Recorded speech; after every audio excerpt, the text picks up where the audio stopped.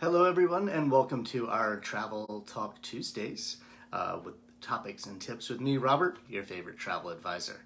Today's topic, we're actually going to be discussing travel itineraries. And there's two types of travelers in this world. There's travelers like me and travelers like my husband. My husband is a planner. Everything we do is to a T. He has got us hour for hour, minute for minute. We maximize every amount of time we have when we're traveling. And then there's travelers like me who are just like, let's just do it. Let's just go. We'll explore. We'll wing it. And, we'll just see what happens. And that's really never worked out that well for us. One thing that I've noticed is I have adapted myself, really, the more we travel, to the way that he travels. So that way we can maximize everything. So I definitely want to talk about itineraries. And if you're not a planner, it's not hard. Some people, they don't want to do itineraries because they think they're not planners. There's a lot involved in it. And itineraries aren't, especially this day and age, traveling with the world opening back up the way it is. You definitely really need, I think, that itinerary. And one thing, that itinerary is going to help with is making sure you've got enough time to do everything that you want to do. If you're traveling to a place you've never traveled before, there's probably a lot of things that you've never done that you want to be able to do. You want to be able to see everything that you can. So one thing we do, like we just traveled to Hawaii not too long ago, and it's been a while since Kyle has been to Hawaii, and I just went to Hawaii for the first time. And so there was a lot that we wanted to see and a lot that we wanted to do. So we had to make sure we had that itinerary in place, and there were those must-dos. Now, we did factor in some downtime there.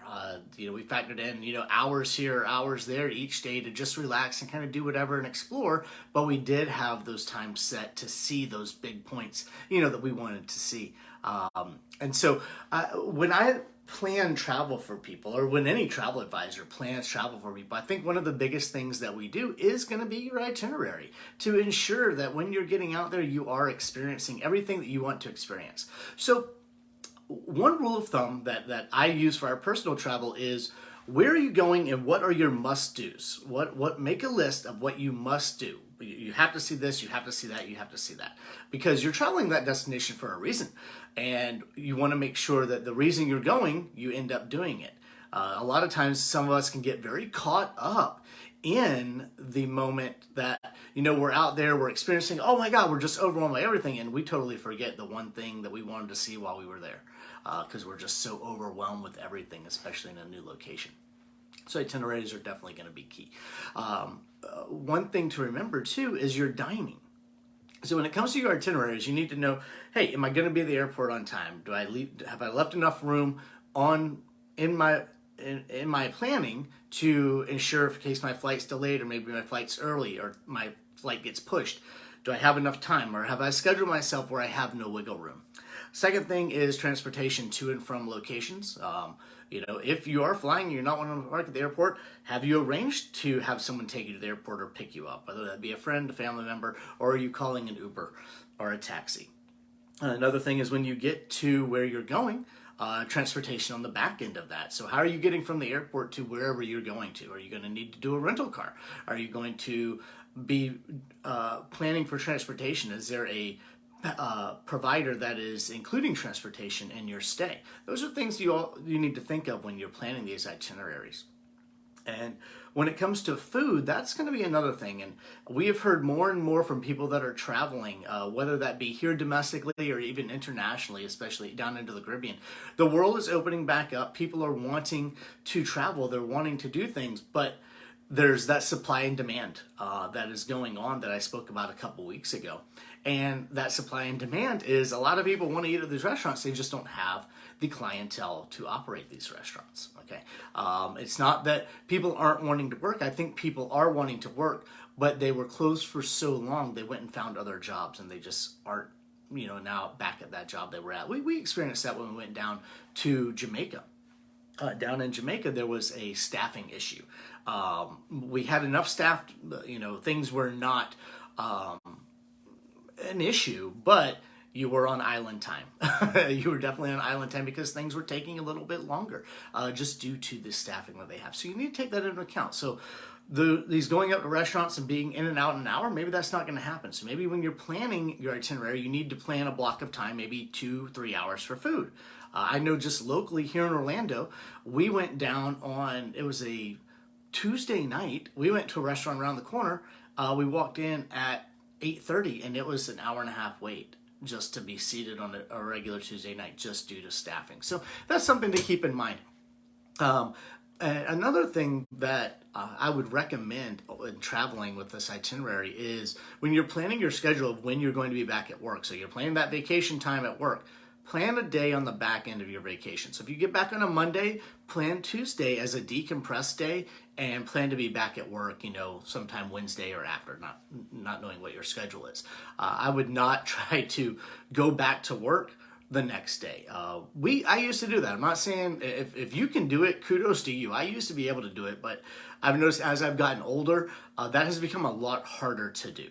Especially now that we are traveling, a lot farther. It was one thing when, hey, we were just going over to St. Augustine, we'd be back on a Sunday late and I could go back to work on Monday morning. I wasn't that drained. But if I've got to hop on a plane, if a plane is involved in any way, shape, or form in my travel, I'm planning that day on the back end because you need it. And you also need to plan for things to go wrong, like that flight being delayed or maybe that flight getting canceled. Now you're having to be pushed to a later flight. You don't know. There's a lot of factors that can be involved here. I know there are some airlines out there that are literally canceling flights left and right just due to staffing issues. Once again, it comes back to that supply and demand, that staffing problem.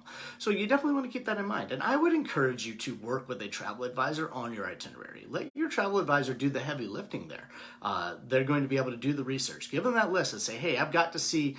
I'm going down. I've got to see Machu Picchu. I've got to do that hike up to Machu Picchu. I have to do that. And then, there's this restaurant. I have to eat there. Okay, that's fine. Let your travel advisor know. Let them build that into your itinerary. That's what travel advisors are here for. We're here to do that heavy lifting for you, to put that epic vacation together and to do all that research and planning. You just need to tell us what is it that you want to do. Maybe you don't want to do anything. Maybe you're just like, hey, I just want to be able to sit on the beach, have my drink. When I'm out, I want to raise my hand and I want a little person to bring me over another drink and I don't want to do anything. Those are available. That is part of the world. If you go to an all-inclusive like I spoke about last week, that's something that they provide there. Okay, if that's what you want, your travel advisor can arrange that for you. But if you're one of those, hey, I got to see stuff. I like to see everything. I like to be constantly going. I like to take a lot of pictures and I talk. My problem is our schedule kind of goes out the window because I start talking to the people there, and if my husband doesn't build in like flex time, we would never be on time for anything. So you definitely, if you're like me, if you're a talker, you like to meet the locals and have discussions with them, then by all means build that flex time in there. But make sure you're hitting everything you want to hit. That's the point of your vacation. If you wanted your vacation, to just be like your normal day life where you're just kind of, maybe I'll go to the grocery store, maybe I'll do this, maybe I'll do that. Then why are you going on vacation? Why not just have a staycation at that point? You're traveling to a foreign place for a reason. So maximize that reason that you're going to be there. So that was kind of all I had for today. Just short, sweet, to the point. Have an itinerary. It is so important when traveling.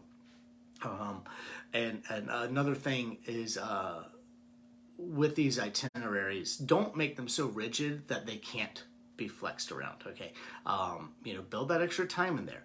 Have a couple different options, especially when it comes maybe to dining plans.